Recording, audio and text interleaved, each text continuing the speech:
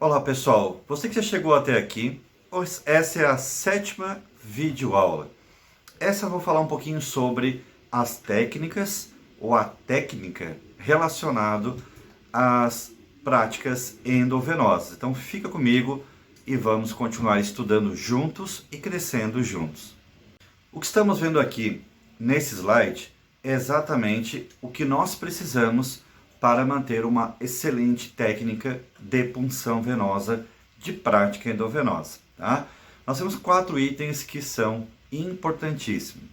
Uma delas é o conhecimento e a anatomia humana. Nós precisamos saber onde passam essas veias e principalmente onde elas ficam, né? Qual é o trajeto que elas fazem e a sua nomenclatura, qual o nome de cada veia.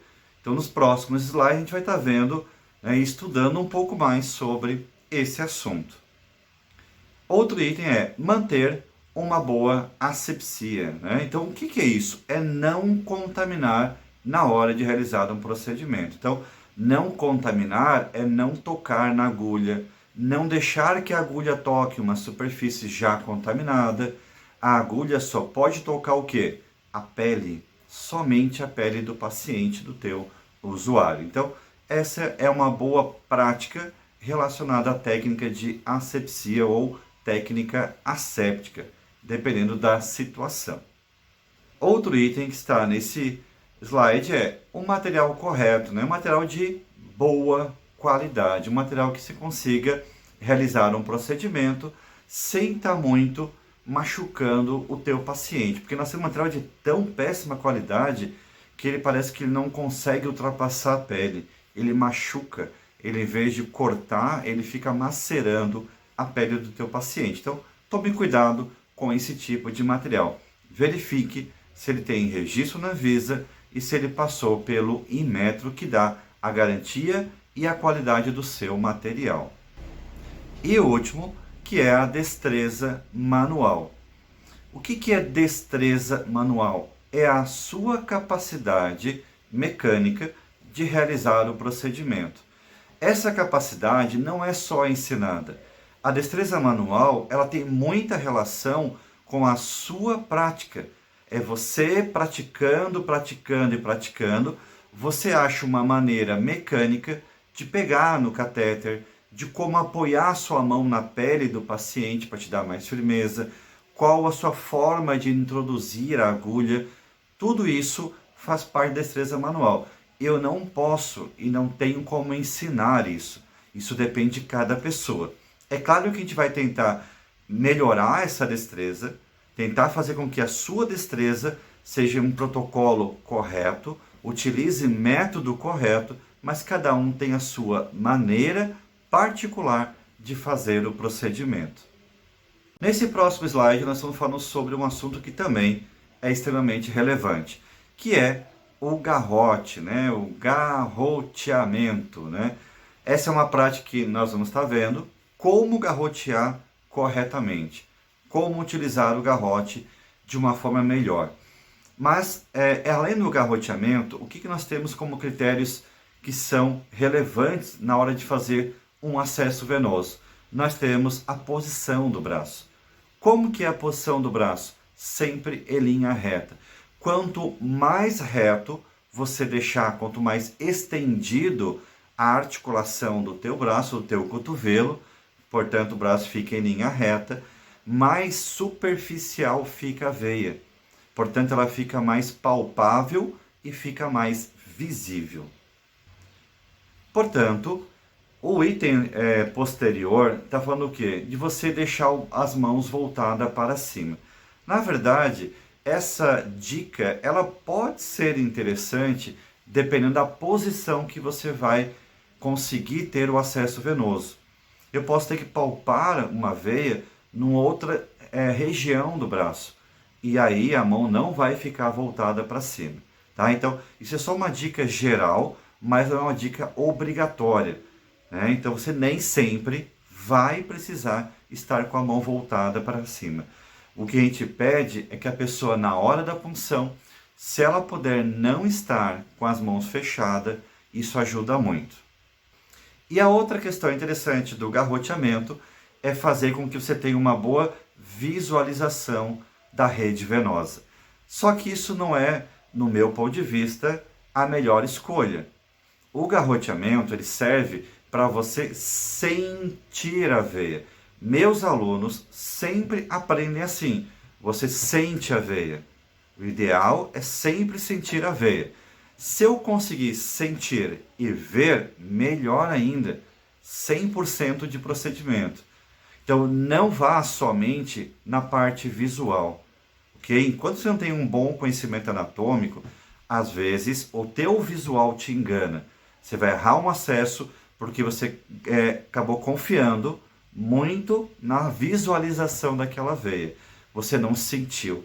Você não viu que ela era esclerosada, você não sentiu que ela não tinha um certo volume, uma certa pressão interna pelo garroteamento. Então, eu sempre indico, sinta a veia e veja a veia. Se eu não ver, não faz diferença alguma no meu procedimento, porque eu estou sentindo. Esse é o ponto-chave. Esta é a dica de ouro. Sinta a veia. Se eu conseguir sentir e ver, isso facilita muito na hora de uma punção. Aqui a gente vê que nem todo mundo vai ser assim, né? Isso, a gente sabe que no nosso dia a dia vão ter pessoas que têm uma rede venosa muito visível e muito palpável e outras que somente será possível o procedimento se você sentir a veia. Visualmente a gente se perde, a gente não consegue ter o norte somente na questão visual. Agora, os meus alunos que treinam sentir a veia, eu duvido você errar um acesso venoso. Se você tem medo, se você ainda tem dúvida disso, vem para o curso. Segue, porque aqui você realmente aprende na prática, com conhecimento teórico, você se aprofunda ainda mais, né? Então, nem sempre um garroteamento vai fazer com que um braço de um paciente seja exatamente como está nessa figura. Aqui está mostrando um pouco dos tipos de garrote. De uma forma geral, o garrote que ele é mais utilizado e tem garantias, né, tanto na literatura como em protocolos, são os garrotes tradicionais. O que não se recomenda por uma questão de baixa congestão? Você não consegue fazer o garroteamento em toda a superfície do braço do teu paciente. Se ele não fizer um garroteamento uniforme, o que vai acontecer? O sangue vai continuar passando e eu não vou ter um bom regurgitamento desta veia. Então, o garrote tem que proporcionar isso. Muitas vezes, garrotes com fivelas não são a indicação correta. Então, o garrote ele pode ser de uma forma mais retangular, mais fino, né? Esse é muito utilizado no dia de hoje, ele é muito prático, né? Mas tente evitar os garrotes que têm fivelas, tá ok? Esse slide aqui é fenomenal, né? É muito fenomenal, gente. Não bata na veia. Tem gente que não pegou a piada, né? Então, não bata na veia. Isso quer dizer, não bata na veia. Não faça isso. Não faça isso. Bater na veia é crime. Bater numa veia também é crime. Então, não façam isso. O que acontece? Quando você faz uma agressão física à pele, batendo na pele, né, e batendo superiormente a veia, você está fazendo lesões nesse local. Por que a veia às vezes dá certo e ela regurgita? Às vezes ela aparece, porque você fez um procedimento que gerou um sinal flogístico, um inchaço local, uma vermelhidão local, você provocou um processo inflamatório. Quando é um acesso venoso, então o curso é práticas endovenosas, você não vai conseguir manter o acesso que você fez pelo tempo correto. Um abocate tem que durar 3 dias, pelo menos é o protocolo geral.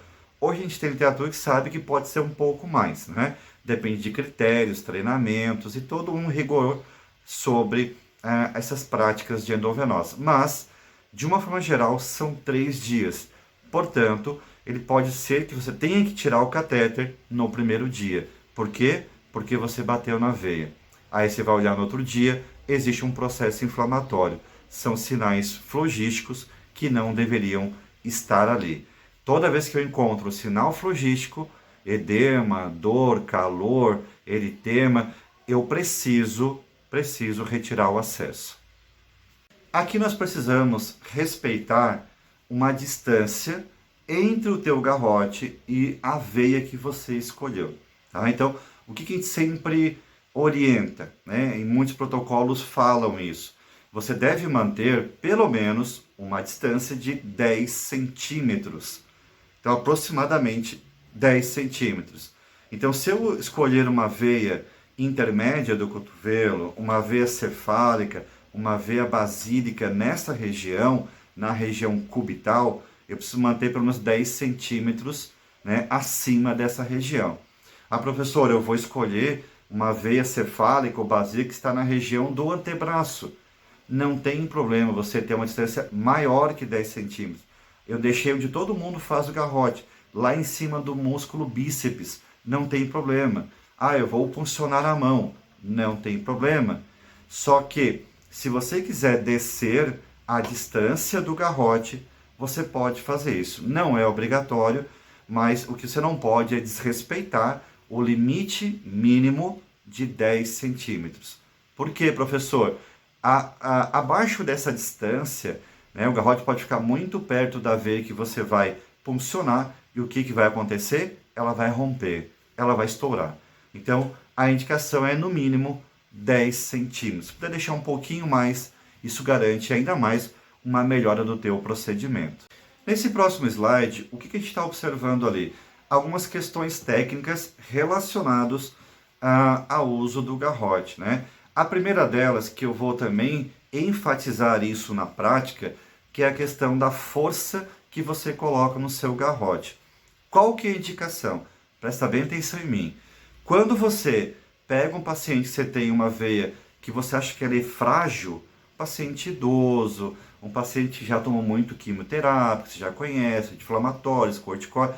Então você percebe que aquela veia é uma veia de fácil rompimento. Então o que você vai fazer?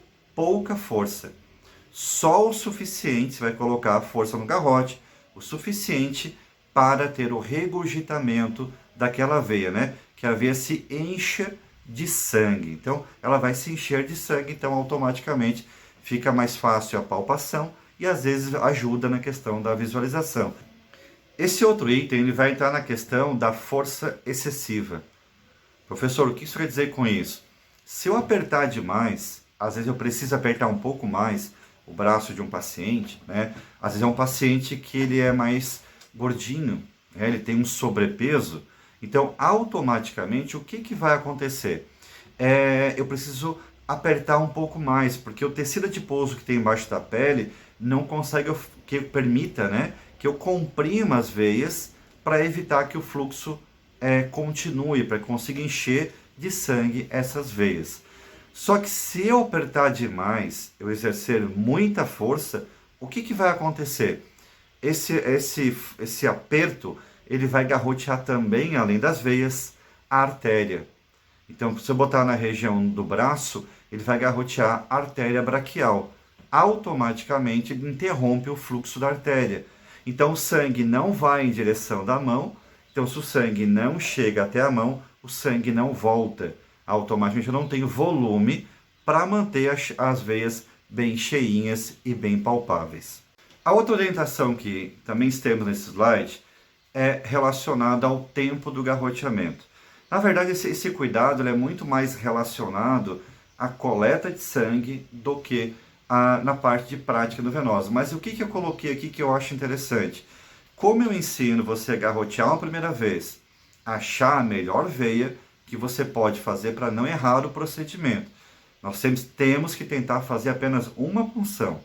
Então, se eu caprichar, se eu perder tempo, e essa é a parte que eu posso perder tempo, que é no primeiro garroteamento, onde eu vou procurar a melhor veia, a veia ideal. Portanto, se eu tiver no segundo garroteamento, ele vai ser muito mais rápido. Eu já sei a veia. Então, garroteei a primeira vez, achei a veia, aqui está. Eu sinto muito bem ela, conheço o trajeto dessa veia. Tiro o garrote, preparo o meu material. Muitas vezes eu vou colocar a luva, porque eu posso, sem a luva, procurar aveia. Isso é outro macete que na prática nós vamos ver isso, tá? Eu não preciso estar de luva para procurar essa aveia.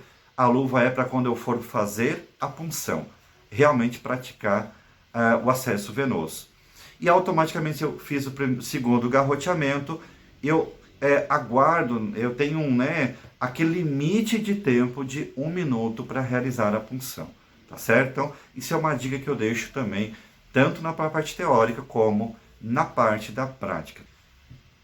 E é claro, não podia deixar de falar, que seria você jogar fora o seu garrote. Ele não é o seu mascote, não é o seu gatinho, no seu cachorrinho, tá? Ele tem um tempo de uso. Sujou, ele perdeu elasticidade, ele já tem um certo tempo, você vai ter que trocar esse garrote por um novo, tá? Então fica uma dica importante, tem gente que tem um garrote sujo, contaminado, se não já tem, a formação de fungo às vezes, então esqueçam, tá? O garrote não é o seu amigo que você não pode jogar fora. O garrote é para usar enquanto ele tiver a sua finalidade, tá certo? E assim nós finalizamos mais uma videoaula. Te agradeço por estar aqui, fico muito feliz com a sua presença e vamos seguindo com as nossas videoaulas. Te encontro na próxima videoaula.